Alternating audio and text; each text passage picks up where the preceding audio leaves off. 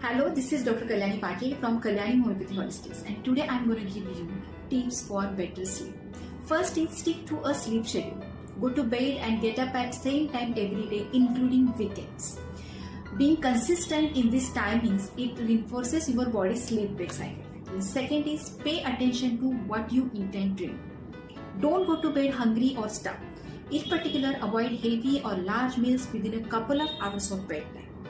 Then third is create a restful environment, that is keep your room cool, dark and quiet. Doing calming activities like listening music or doing meditation or taking a bath, it can promote better sleep.